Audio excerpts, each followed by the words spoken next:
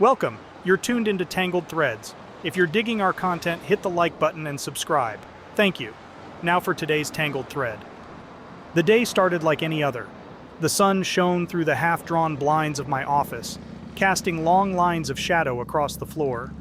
I was engrossed in some mundane paperwork, the usual humdrum of my 9 to 5, when the familiar ping of a new email notification interrupted my thoughts.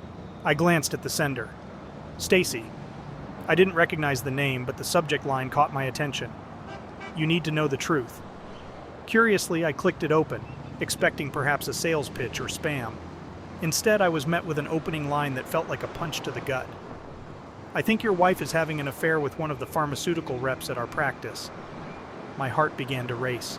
My mind tried to reason it away. It was probably a prank or a case of mistaken identity.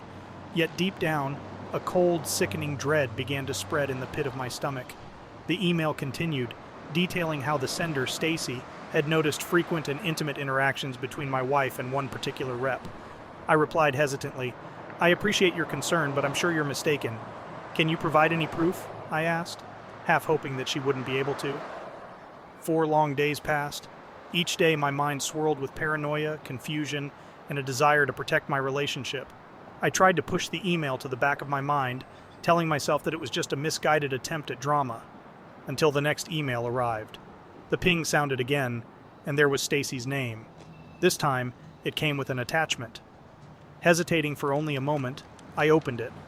The sight left me breathless. A candid photograph of my wife, Laura, sitting at a restaurant table, laughing with a man I didn't recognize. They seemed close, their hands almost touching over the table. I felt like I was drowning, the world spinning around me. The accompanying message from Stacy was short. Took this today. Ask her about her lunch if you need confirmation. When evening rolled around, Laura walked through the door, her smile radiant as always, her laughter as infectious as it was the day we met. But as she approached me, something in my demeanor gave away that things were not as usual. What's the matter? She asked, looking concerned. I'm just not hungry tonight. Ate a heavy lunch, I mumbled, attempting to sound casual. Speaking of which, how was your lunch today? She looked puzzled for a second, then replied, Oh, the girls and I went to Panera, had a soup and salad combo. Her eyes were steady, her voice didn't waver, but the icy grip of doubt tightened around me. The evening passed in a tense haze. Laura seemed blissfully unaware of my inner turmoil, chatting about her day, her patients, the usual office banter. I tried to engage, tried to find some inconsistency in her story, but nothing seemed amiss. It wasn't until she was deep in sleep that I took the most drastic step of all. Slipping out of bed, I quietly retrieved her phone.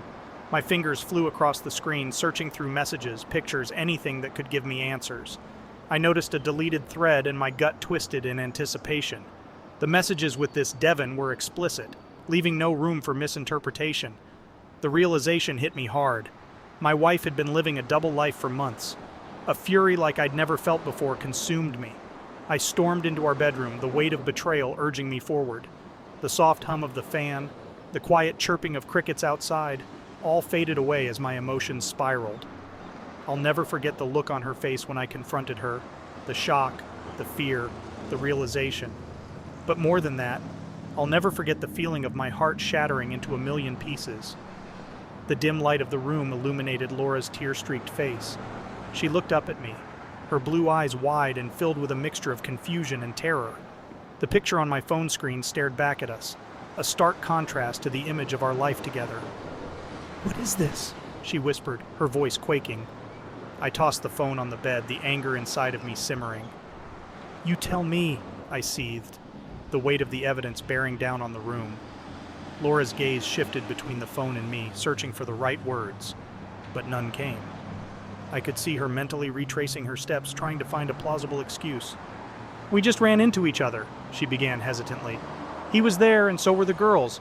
We said hi, had a small chat, and that was it. The more she spoke, the more her voice took on an edge of desperation. My mind raced, images from the past months flashing by. Late nights at work, her coming home with the scent of a different cologne, the hushed phone calls she said were just from work. Every sign I'd ignored was now glaringly obvious. Taking a deep breath, I pressed further. Laura, I found the messages. The ones you deleted. There's no point in lying. She broke down, sobbing uncontrollably. The facade of innocence she'd put up crumbled before me. "I never meant for this to happen," she whispered between sobs. "It started out as harmless flirting, and before I knew it—" I couldn't bear to hear more. My head was pounding, every beat echoing the words betrayal and deception. The life we built, our dreams, our future, all seemed to be slipping away. My thoughts raced back to our wedding day, the promises we made, the love we vowed would never die. How had we come to this? Looking down at Laura, I realized the extent of the pain we were both experiencing. Yes, she had made a terrible mistake, but the intensity of my anger was also tearing us apart. Taking a deep breath, I made a choice. "We'll talk in the morning. For now, get some sleep." My voice was calm, but the storm inside was far from over. The morning sun filtered through the curtains, casting a warm hue across the bedroom. It was a new day, a chance for a fresh start, and perhaps a chance to mend the broken ties between Laura and me. But that optimism was shattered the moment I heard the telltale ding of a new message on my phone. The message was from Laura. The words were cold, each sentence dripping with venom.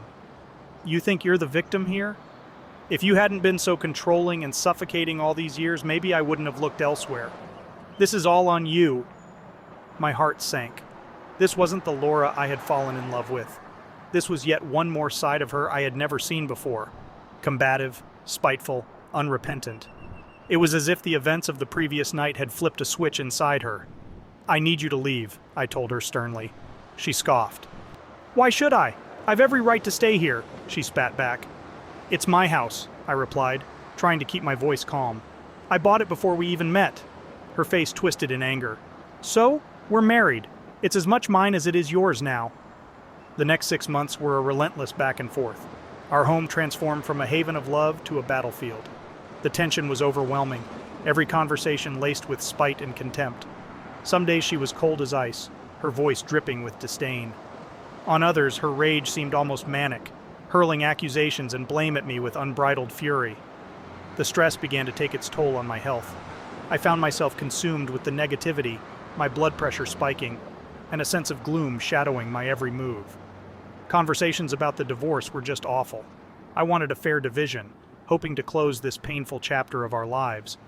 But Laura was relentless, demanding more and more until it felt like she was trying to strip me of everything I had. One evening, over beers with an old buddy, I shared my woes. He listened, nodding thoughtfully. "If you really want her to leave," he began, "you need to start dating. Show her you've moved on, that you're happy without her." The idea seemed absurd at first, but the more I thought about it, the more it made sense. So I reached out to an old classmate, Rachel, who I knew wasn't tied down. We had always been on friendly terms, and to my surprise, she agreed to pose as my girlfriend. Seeing Rachel and me together seemed to be the catalyst for change. Laura's facade began to crumble. The very sight of Rachel and me laughing, holding hands, even just talking seemed to infuriate her. And when we started spending nights out together, Laura's resolve weakened. Within weeks, she came to me with a new proposal. She'd take 30% of our assets and leave. It was a far cry from her earlier demands, and while the number was still high, I accepted, eager to end our strained coexistence. As Laura packed her belongings and moved out, the house felt eerily silent. The chaos had subsided, and in its wake was an overwhelming sense of relief. The divorce proceedings moved swiftly, and within 2 months, the final papers were signed. When you subscribe, be sure to click the notification bell. Click here for more Tangled threads.